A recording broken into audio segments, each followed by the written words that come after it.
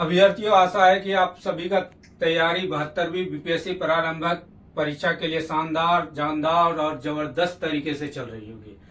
आज हम लोग बीपीएससी कॉन्सेप्ट या बीपीएससी 72वीं बीपीएससी के प्रारंभिक परीक्षा को और आसान बनाने के लिए एक ऐसे टॉपिक को पर चर्चा करेंगे या ऐसे टॉपिक पे चर्चा करेंगे जो आपको बेसिक ज्योग्राफी के साथ साथ बिहार के भूगोल को समझने में काफी सहायता प्रदान करेगी। और यह वीडियो काफी लंबा हो सकता है, मीन्स 15 से 20 मिनट का। और आप लोग किसी भी वीडियो को, किसी भी टीचर का अगर कॉन्सेप्ट समझ रहे हैं तो उसे धैर्यपूर्वक ध्यान से देखने का प्रयास करें, तभी आपको लाभ मिलेगा।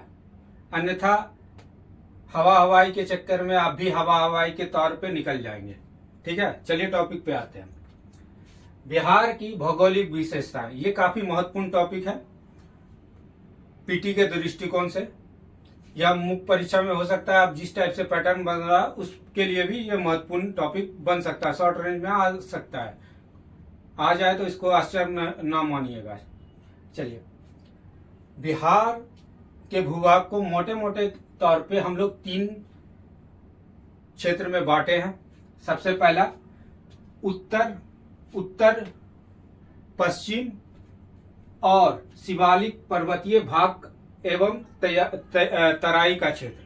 उस उत्तर पश्चिम का भाग, शिवालिक का पर्वतीय भाग एवं तराई का क्षेत्र, इसे डिवीजन किए। पहला, दूसरा जो पार्ट है ये वाला पूरा, यहां से लेके ये पूरा इलाका, मतलब 7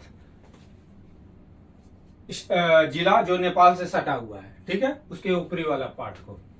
दूसरा हम लोग लेते हैं बिहार का विशाल मैदान, यानी लगभग बिहार का जो भूभाग है उसका 96.27% या 25% पर यह फैला हुआ है।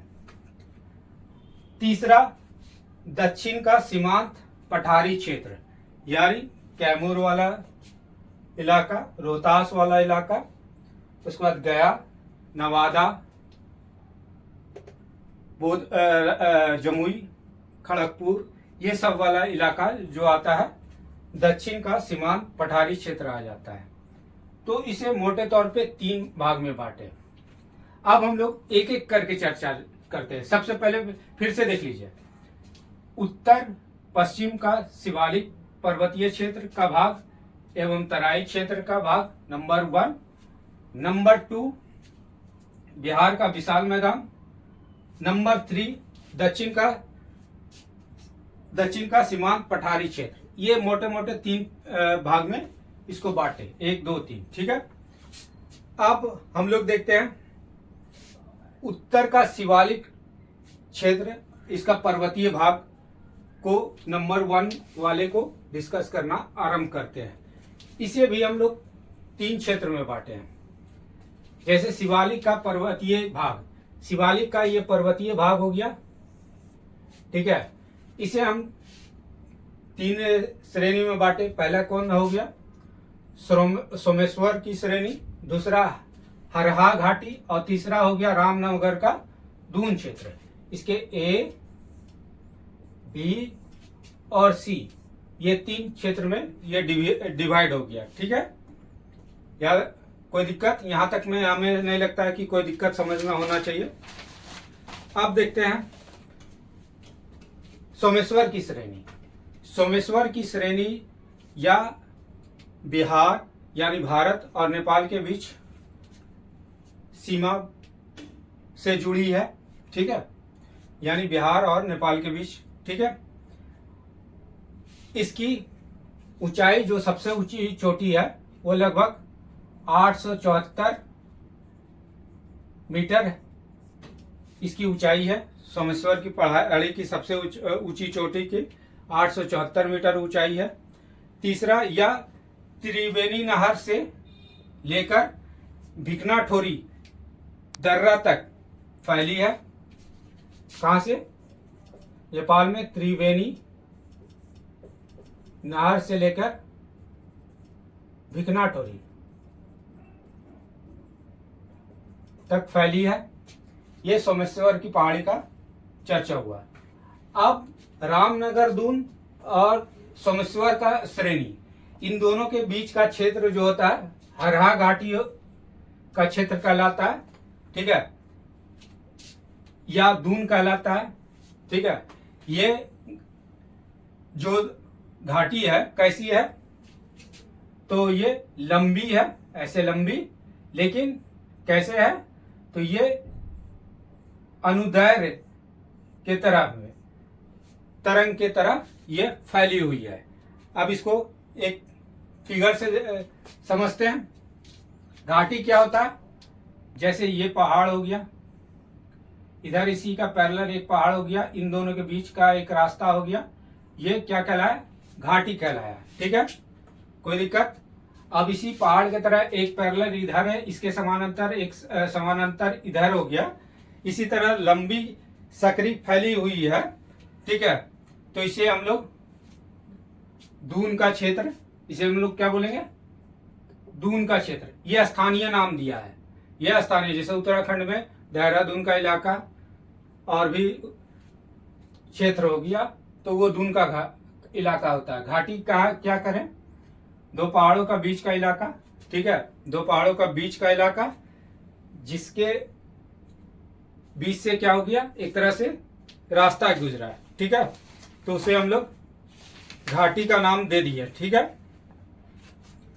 दून हिमालय के पर्वतीय क्षेत्र में पाई जाने वाली संकीर्ण और लंबी अनुदैर्घ्य घाटियां हैं, ठीक है। तो ये हो गया, ये लंबी लंबी एक से संकीर्ण इस टाइप से घाटियां और दोनों के बीच का रास्ता बना, तो ये दून क्षेत्र क्या है। दून क्या है, स्थानीय नाम है, ठीक है।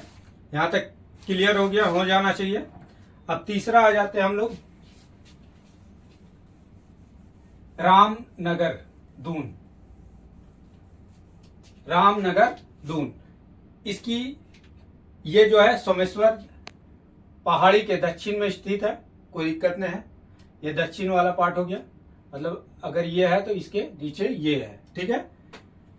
ऐसे मान लीजिए ये कोई पहाड़ है, सोमेश्वर की पहाड़, उसके नीचे दक्षिण में वाला पार्ट, ये उत्तर वाला पार्ट हो गया, दक्षिण वाला पार्ट हो गया, तो यहाँ पर ये स्थित है, ठीक है।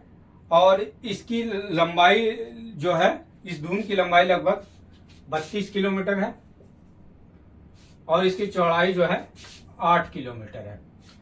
और सोमेश्वर श्रेणी में कुछ दर्रे निकलते हैं, कुछ दर्रे मतलब रास्ते निकलते हैं।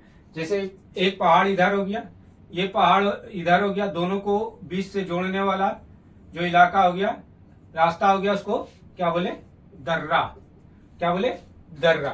तो सोमेश्वर श्रेणी में कुछ दर्रे हैं, तो सोमेश्वर दर्रा, भिकना ठोरी दर्रा, ये सब प्रमुख रूप से स्थित है। तो ये हम लोग मुख्य रूप से शिवालिक का पर्वतीय क्षेत्र देखे। अब शिवालिक का हम लोग तराई क्षेत्र पे डिस्कस करेंगे। किस पे करेंगे, शिवालिक का तराई क्षेत्र। तराई क्षेत्र क्या होता है, जो भंवर क्षेत्र, जैसे हिमालय पर पहाड़ है और ये हिमालय का श्रेणी है, इसके नीचे क्या हो गया, एक भंवर क्षेत्र होता है और उसके नीचे क्या हो जाता है, तराई क्षेत्र आता है, ठीक है। ये शिवालिक रेंज हो गया, ये हो गया भावर क्षेत्र, जहां नदियां क्या होती है, विलुप्त दिखाई देती है, मतलब नदी आपको दिखेगा नहीं, ठीक है। और उसके नीचे का प्रदेश क्या होगा, फिर नदियां जहां से निकलने होगी, और ये दलदली वाला इलाका हो गया, इसको हम लोग तराई वाला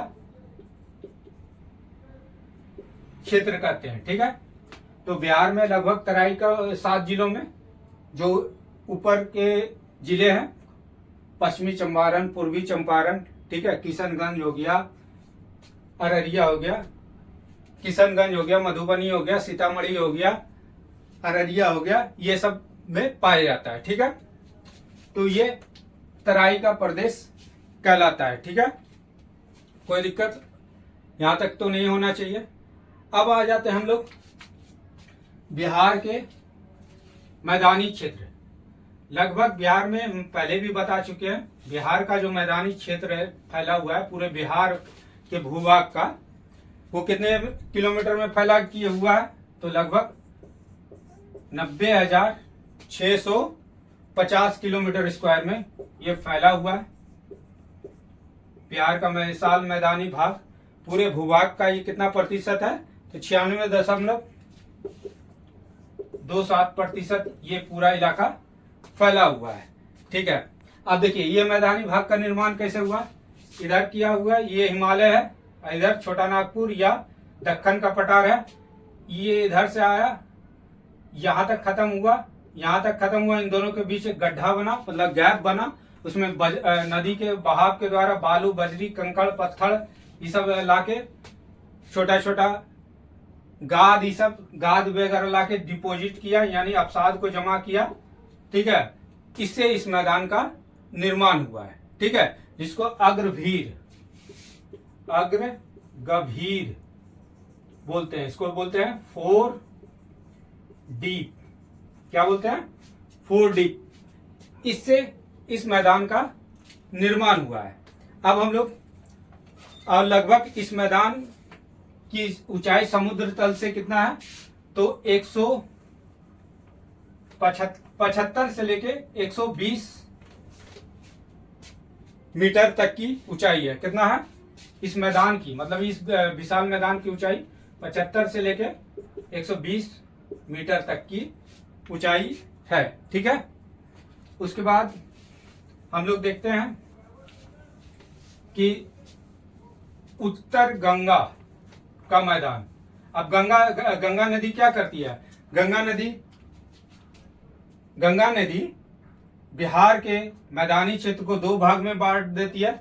एक हो गया उत्तरी गंगा का मैदान, दूसरा हो गया दक्षिणी गंगा का मैदान। इससे 2 भाग निकल गया, उत्तरी और दक्षिणी। गंगा का ये जो मैदान है पश्चिम में ज्यादा चौड़ा है और पूरब में इसकी चौड़ाई क्या हो जाती है, मैदान की वो कम हो जाती है। उसके बाद हम लोग आ जाते हैं उत्तरी, फिर से देख लीजिएगा, पश्चिम में इसकी चौड़ाई ज्यादा है और पूरब में जाते जाते इसकी चौड़ाई कम हो जाती है मैदान की। अब हम लोग देखते हैं उत्तरी गंगा का मैदान। जैसा कि बता दिए कि बिहार का विशाल मैदान 2 भागों में बटा हुआ है, एक उत्तरी गंगा का क्षेत्र मैदान का क्षेत्र, दूसरा दक्षिणी गंगा का मैदान का क्षेत्र। अब हम लोग डिस्कस करेंगे उत्तरी गंगा का मैदान का क्षेत्र। ठीक है, उत्तरी गंगा के मैदान का क्षेत्र, इसकी क्षेत्रफल लगभग है 56,980 किलोमीटर स्क्वायर का है। इसका मतलब ये पूरा इलाका। ठीक है, और इसका विस्तार जान रहे हैं, पश्चिमी चंपारण होगा, पूर्वी चंपारण होगा, सिवान होगा, गोपालगंज होगा, सीतामढ़ी होगा, मतलब गंगा के ऊपर वाला जितने जिले आते हैं लगभग, उसमें दरभंगा हो गया, मुजफ्फर हो गया, गंगा के बेसिन वाले जो क्षेत्र आते हैं ये इलाका हो गया। ठीक है, अब इस मैदान में नदियों द्वारा परित्यक्त विसर्पाकार गोकुल और चौर का निर्माण करती है। गोखुर झील, मतलब अब नदियां ऐसे बह रही है, ऐसे बह रही है, ऐसे बह रही है, और ये अपने मार्ग में क्या होती है, काट छाट करते चली जाती है, कटते चले जाती है, कटते कटते ये क्या करती है, एक समय ऐसा आता है कि ये मुख्य धारा से पूरा कट के झील के टाइप का निर्माण करती है, जिसे हम लोग क्या बोलते हैं, गोखुर झील। गोखुर झील, और ये घोड़े के नाल के आकार का ऐसे हो जाता है, जिसे हम लोग गोखुर झील के नाम से जानते हैं। ठीक है, मतलब सांप की तरह मुड़ते मुड़ते मुड़ते ये क्या करती है, एक झील बना देती है, जिसे हम लोग गोखुर झील कहते हैं। ठीक है, गंगा के उत्तरी मैदान को 4 भागों में बांटा गया है, उपतराई क्षेत्र, बांगड़ क्षेत्र, खादर क्षेत्र और चौर क्षेत्र। ये 4 क्षेत्र में गंगा के उत्तरी मैदान को बांटा गया है। तो सबसे पहले समझते हैं हम लोग ऊपरी तराई क्या है। उप तराई, उप तराई वो हो गया जो तराई रीजन का नीचे वाला पार्ट हो गया, उसको उप तराई के नाम से जानते हैं। जैसे ये तराई शिवालिक का तराई इलाका हो गया, इसके नीचे वाला जो भाग हो गया ये उप तराई के नाम से जाना गया है। ठीक है, इस ये भावर क्षेत्र के नीचे वाला भाग, भावर क्षेत्र होता है क्या, जैसे हिमालय का दक्षिण, ये हिमालय है, इसका दक्षिण वाला पार्ट है जहां से नदियां विलुप्त हो जाती है, नदियां दिखती नहीं है। ये वाला पार्ट जो होता है भावर क्षेत्र कहलाता है। उसके नीचे वाला पार्ट तराई क्षेत्र कहलाता है, जहां से नदियां फिर से निकलने लगती है। और ये क्षेत्र जो होता है दलदली वाला इलाका होता है, इसे हम लोग तराई क्षेत्र के नाम से जाने जाते हैं। इसे हम लोग, और ये जो इसका विस्तार है बिहार में, वो 7 जिलों में जो ऊपरी सीमा बनाती है बिहार की नेपाल से, उन 7 जिलों में ये विस्तृत है। अब आ जाते हैं बांगड़। बांगड़ आप जानते हैं क्या होता है, पुरानी जलोढ़ मिट्टी को बांगड़ बोलते हैं। ये जो है इस वाले इलाका में ज्यादातर, मतलब इधर वाले इलाका में तराई के नीचे वाला, उप तराई के नीचे वाला क्षेत्र में ये बांगड़ क्षेत्र पाया जाता है। अब खादर जो होता है, जिस हर साल जहां नवीन मृदा आती है, यानी बाढ़ उड़ के कारण मृदा में परिवर्तन होता है, उस इलाके को हम लोग खादर क्षेत्र बोलते हैं। चौर क्या होता है, चौर वैसे क्षेत्र को बोलते हैं जो प्राकृतिक रूप से जलमग्न क्षेत्र है, मतलब जल भरा हुआ है। ठीक है, उस क्षेत्र को हम लोग चौर क्षेत्र बोलते हैं। इसका उदाहरण बेस्ट है पश्चिमी चंपारण का लखनी चौर क्षेत्र। ये पश्चिमी चंपारण है, यहाँ पर लखनी चौर क्षेत्र जो है वो महत्वपूर्ण उदाहरण है। अब इसी को गोखुर झील भी कहा जाता है। ठीक है, ये गोखुर झील का भी निर्माण करती है। गोखुर झील होता है क्या, अब पहले भी डिस्कस किए। गोखुर झील, ये नदियां नेचुरल रूप से, मतलब प्राकृतिक रूप से बह रही है, साथ साथ में ये क्या कर रही है, आसपास की मृदा का कटाव कर रही है। जैसे ही मृदा का कटाव करना आरंभ करती है, अंत में जाके ये एक क्षारण की तरफ से ऐसे घोड़े की नाल की आकृति का एक आकार ले लेती है, जिसे, और ये दिखने में गौ के खुर, मतलब गाय का खुर के, पैर के खुर के जैसा दिखता है, इसीलिए इसका नाम गोखुर झील रखा गया है। ठीक है, अब हम लोग आ जाते हैं दक्षिण गंगा का मैदान। ये उत्तरी गंगा का मैदान समझ गए होंगे, जिसे चार भागों में डिवाइड किया गया था, उप तराई क्षेत्र, बांगड़ क्षेत्र, खादर क्षेत्र और चौर क्षेत्र में। अब हम लोग दक्षिण के गंगा का मैदान के बारे में जानते हैं। दक्षिण गंगा का मैदान जो विस्तार है, दक्षिण का सीमांत क्षेत्र, यानी ये हो गया दक्षिण का सीमांत क्षेत्र कहाँ हो गया, औरंगाबाद हो गया, कैमूर हो गया, भभुआ हो गया, रोहतास हो गया, और गया हो गया, लखीसराय, जमुई हो गया, बांका हो गया। इसके उत्तर में और गंगा नदी के दक्षिण वाले भाग वाला जो इलाका हो गया, ये पूरा जो कहलाया गंगा का दक्षिण का मैदान। ठीक है, इसका ढाल जो निर्माण है हुआ है, इसका ढाल जो है दक्षिण से उत्तर की ओर, यानी नदियां इधर से इधर की ओर बह रही है। ठीक है, दूसरी, इस क्षेत्र का निर्माण जो हुआ वो छोटा नागपुर का पठार वाला इलाका है, यानी दक्कन के पठारी वाला क्षेत्र है। इसका अवसाद, मतलब कंकड़, पत्थर, बालू, ये सब जाके इस वाले इलाका में डिपॉजिट हुआ है, मतलब जमा हुआ है, इससे इस इलाके का निर्माण हुआ है। ठीक है, अब इसमें एक चीज महत्वपूर्ण है, वो है टाल क्षेत्र। टाल क्षेत्र क्या होता है, टाल क्षेत्र का मुख्यतः इलाका है वो है मोकामा से लेके लखीसराय तक, लखीसराय तक ये इलाका जो है टाल क्षेत्र का इलाका कहता है। टाल क्षेत्र का इलाका क्या, ये जैसे गंगा नदी बह रही है, इसका दक्षिण वाला भाग हुआ ये पार्ट, यहाँ एक तटबंध मतलब प्राकृतिक रूप से थोड़ा ऊंचा स्थान आ गया, ठीक है, ये ऊंचा स्थान आ गया और इधर से नदियां बह के इधर जा रही है, मतलब दक्षिण से उत्तर की ओर बह रही है। अब ये इलाका ढलान वाला पड़ गया और ये इलाका उठान वाला मतलब ऊंचा वाला पड़ गया। अब दोनों के बीच वाला जो क्षेत्र कहलाया उसको टाल क्षेत्र बोले, ठीक है। ये लखीसराय से मोकामा के बीच का इलाका जो है वो टाल क्षेत्र के नाम से जाना जाता है। अब आ जाते हैं हम लोग दक्षिण का पठारी क्षेत्र। इसमें कल भी हम लोग देखे थे कि ये सबसे प्राचीन भाग है बिहार का। दक्षिण का सीमांत पठारी क्षेत्र सबसे प्राचीन भाग है, जिसमें कैमूर हो गया, रोहतास हो गया, औरंगाबाद हो गया, बोध गया हो गया, गया जी अब बोलेंगे, मुंगेर हो गया, फिर जमुई हो गया, बांका हो गया, ये सब क्षेत्र इसमें शामिल है। इसमें से ये मुख्यतः जो है आग्नेय और रूपांतरित चट्टानों से मिलकर बना है। ये वाला इलाका आग्नेय और रूपांतरित चट्टानों से, दूसरा नीस और ग्रेनाइट पत्थरों से मिलकर ये इलाका बना है। इसी में आप देखेंगे कैमूर का पठार,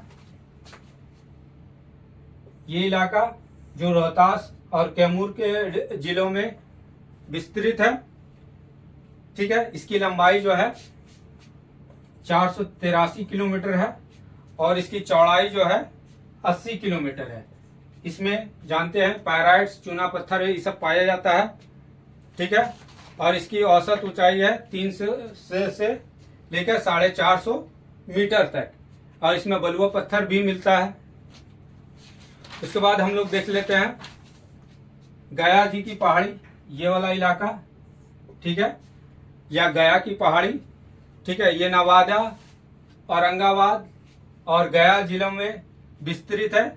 इसमें प्रमुख पहाड़ियां हैं जेठियन हिंडाज की पहाड़ियां, हल्दिया की पहाड़ियां। हल्दिया की पहाड़ी याद रखिएगा, हल्दिया की पहाड़ियां वो गया की पहाड़ियों में स्थित है, ठीक है। इसमें गया शहर के आसपास 5 शिला पाए जाते हैं, रामशिला, भेड़शिला, प्रेतशिला, रामशिला, प्रेतशिला, भूतशिला, कटारी शिला और ब्रह्मयोनि, ये प्रमुख रूप से शिलाएं पाए जाते हैं। इसमें प्रेतशिला के बारे में बीपीएससी ने पूछा था, प्रेतशिला कहाँ स्थित है, ठीक है। उसके बाद जहानाबाद में और गया जिले के पास बराबर की गुफाएं और नागार्जुन की पहाड़ियां पाई जाती है। उसके बाद आ जाइए राजगीर। राजगीर जो किस जिले में स्थित है, तो वो नालंदा डिस्ट्रिक्ट में स्थित है, ठीक है। इस मूलतः गया की पहाड़ियों का ही यह क्या है, मुख्य रूप से विस्तार है। गया का पहाड़ का ही ये एक्सटेंशन है। इसमें जो है वैभवगिरी, सोमगिरी, विपुलगिरी, रत्नागिरी और उदयगिरी तथा पीर पहाड़ियां पाई जाती। वैभवगिरी, सोमगिरी, विपुलगिरी, रत्नागिरी, उदयगिरी और पीर पहाड़ियां पाई जाती है इसमें। उसके बाद नवादा और मुंगेर का क्षेत्र, जिसमें मुख्य रूप से खड़गपुर की पहाड़ी, गिद्धेश्वर की पहाड़ी, 7 पहाड़ियां पाई जाती है। इसमें चकाई की पहाड़ियां भी शामिल है। इस प्रकार हम लोगों ने देखा कि बिहार की भौगोलिक विशेषता से हम लोग बिहार के विभिन्न भागों के बारे में हम लोग जानकारी प्राप्त कर सकते हैं, जैसे किस क्षेत्र में खनिज पाया जाता है, कहाँ बाढ़ आएगा, कहाँ सूखा पड़ेगा, इन सब चीज़ों का अंदाजा लगाया जा सकता है। आने वाले वीडियो में फिर से हम एक नए टॉपिक को लेकर उपस्थित होंगे। तब तक के लिए धन्यवाद।